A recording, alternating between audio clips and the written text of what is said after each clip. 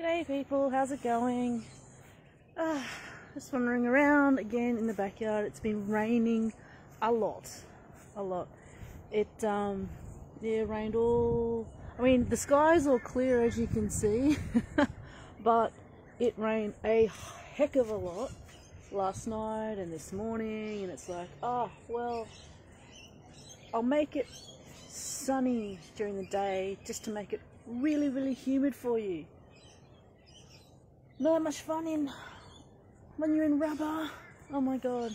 But anyway, so I was wondering, and I was listening to a few people and having talk about it, about what it takes to either succeed in relationships or to achieve what you want, all that sort of stuff.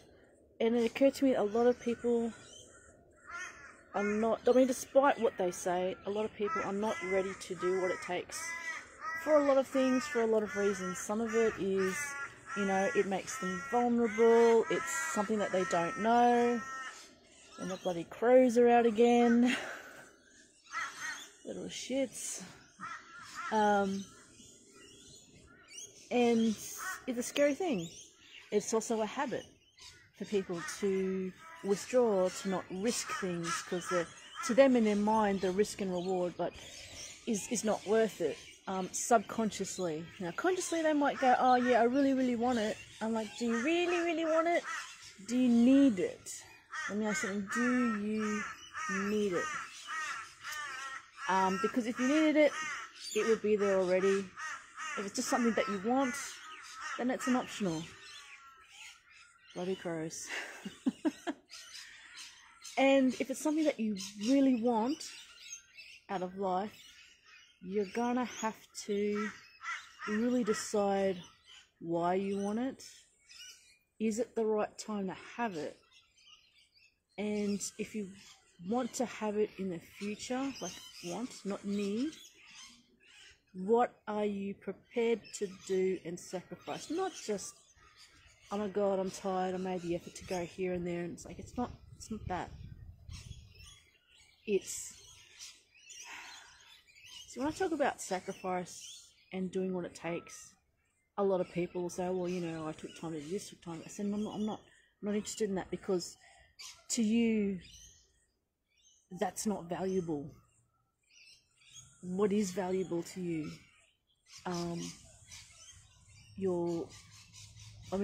It's different for everybody, but for some, time is not valuable, money is not valuable. For them, it's being vulnerable. It's doing something that you are scared of, and you keep on doing it because you know that you're going to get into a better place. Even if you don't know, and for me that's happened a lot. It's even I don't know. I just don't know the outcome. Like, I can see all sorts of things and the outcomes. The scariest thing is to do something that really scares you, that terrifies you, that you go, oh my god, I can't believe, and you have all these scenarios, but you're still going to do it, because to you, what you want, what you foresee, what you need, what you really need is worth it. And sometimes that is, for some people, making time. Sometimes it's just even entertaining the thought and consideration of somebody else, not just, if you keep making up excuses of, oh, I'm this, I'm that, I'm that, have you thought about what other people have asked you to do? Not just saying this is what I've sacrificed. Have you asked them what it is that they want of you? And have you given it, not just a token effort, but have you really put in the effort? And have you given it conscious thought and activity and acted on it? Have you? Have you made revolve around your whole life? If it's not possible, then is it fair to do that? To try and want a couple of different things when it's increasingly difficult? Like, is it better for you to concentrate on certain aspects of your life and put other things on the back burner for now and just go, okay, well, I can't commit to that, but I'm holding everybody else up. Like, have you really looked at that as a thing to say, I am actually holding people up? Despite what they say, saying, you're not holding us up, blah, blah, blah, blah. Really look at it. It is difficult. Are you holding people up? Are people waiting for you? Are they just waiting for you to come to a realization that, oh my God, I've got to either do something or just call it quits. Like, just call it quits, or just go, right, obviously I can't do that this time because of various factors. I'll withdraw from that. We'll end on good terms. Whether it's work, whether it's life or whatever, it can hurt a whole lot to do that. But sometimes for you and for everybody else involved, it is the right thing to do. It is hard. You'll question things all the time. You'll get things that pop up and go, are you sure? Are you sure? Is it the right decision? And to me, there's times when I've gone, I could have done X, Y, Z. I could have really done it. But then when I looked at the way things were going, it was not healthy for anybody. And it was much healthier to change a whole lot of what you were doing and go, right, that's not where I wanted to go. I was banging my head against the wall trying to fix this thing. It's not fixing because it's not something I can control. It's other people. So you go, okay, I can influence, I can suggest, I can do whatever, but ultimately people make their own decisions. If they made the decision that they've got plenty of time, that they can put you on the back burner, then you go, right, okay, well, do you have plenty of time? Or is it fair for you to get people to wait for you? Ask yourself, do they have plenty of time? What's going on in their life? Are you making that conscious thought process and analysis? Sounds really cold, it does. But that's the thing, some of these decisions you've got to look at in a kind of cold way, where it's like, okay, it's just not working. Why is that? Apart from the fact that you feel this, the direct result is, I'm feeling this because of things that are out of my control. How do I stop feeling that? You've got a few decisions there, but you need to make those decisions. And a lot of people I know are not prepared to do what it takes. For some people, it's stepping out of their boundaries. For some people who always step out of their boundaries, it's actually persisting in something. Like, continually persisting in something. I mean, a lot of my work life was on a casual basis. I went from job to job. And the sticker for me was to actually stay with one job on a permanent basis for a long time. That's scary. Do I still get those urges to go off?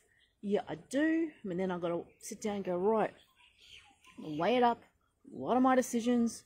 What am I doing? What am I learning? What can I do? And for a long time I go, okay, I'm willing to stick it out for X amount of time to do this. And in the meantime, I've got to do that. It meant that for me, it was sacrificing my freedom to go everywhere else. But on the flip side, that was only the short-term freedom. Long-term, my freedom, particularly when I'm older, it's like, well, that freedom can become basically a ball and chain. So it's like, well, okay, I had all the freedom there to do what I want, go from any job to job that I wanted when I got bored. But in the future, I will really have that decision to quit my regular job if I wanted to and do whatever I want without having to worry about, am I going to get paid enough in this job to cover everything that I need to before I move on to the next job? Those things need to be weighed up in a practical sense. You can do that sometimes with your emotions and go, like your relationships, and go, do I need, all that sort of stuff. And it's difficult to be fair to other people because sometimes we allow ourselves all the excuses, we allow other people all the excuses, depending on the person. And you've got to think to yourself, am I taking advantage of them? Are they taking advantage of me? Is it the fact that they're scared, that they don't want to do anything, they don't say anything? Have I not been as forthcoming? Do I need to be more forthcoming? Am I ready to be forthcoming and risk that? Like, put it all out there and risk that. If not, get out. I mean, it takes a lot of work.